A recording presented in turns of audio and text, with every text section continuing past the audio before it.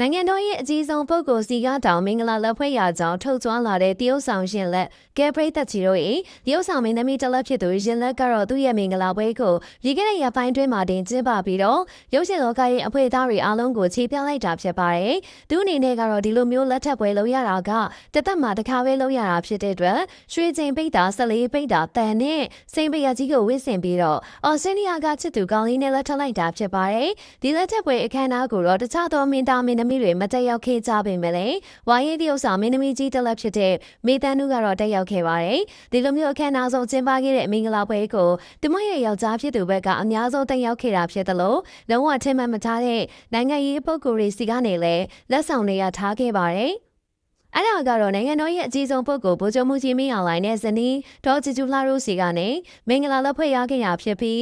ဒီလိုမျိုးလက်ဖွဲ့ကိုလက်ခံရရှိတဲ့အတွက်တရုတ်ဆောင်ရှင်လက်တယောက်အတော်လေးပျော်နေခဲ့တာဖြစ်ပါတယ်။တကယ်တမ်းမှာကျတော့တရုတ်ဆောင်လောကနဲ့ဗိုလ်ချုပ်မှုကြီးတို့အတိုင်းဝိုင်းဟာနည်းနည်းလေးမှအဆက်ဆက်မရှိကြပဲမယ်။ရင်လက်ရဲ့ခင်မွန်းတဲ့ဖြစ်သူကတော့အတော်လေးကိုပါရောတဲ့သူတဦးဖြစ်နေခဲ့တာပါ။ဒါကြောင့်ရင်လက်တယောက်ဗိုလ်ချုပ်မှုကြီးမင်းအောင်လှိုင်စီကရခဲ့တဲ့မင်္ဂလာလက်ဖွဲ့ကိုဒီမရဲ့လူမှုကွန်ရက်ပေါ်မှာတင်ပြီးတော့ကြွားနေခင်ရကြောင်းအကုန်လုံးကလည်းသူတို့မင်္ဂလာခရီးလေးဒီတက်မက်ကဖြောင်ပြူပြီးပျော်ရွှင်မှုကိုပိုင်ဆိုင်ဖို့အတွက်ဆူတောင်းပေးနေကြတာဖြစ်ပါတယ်။ဒါကြောင့်ပရိသတ်ကြီးတို့အနေနဲ့ရင်လက်ရဲ့မင်္ဂလာခရီးလေးဖြောင်ပြူနိုင်ဖို့ဆူတောင်းပေးတော့ကြပါအောင်ရှင်။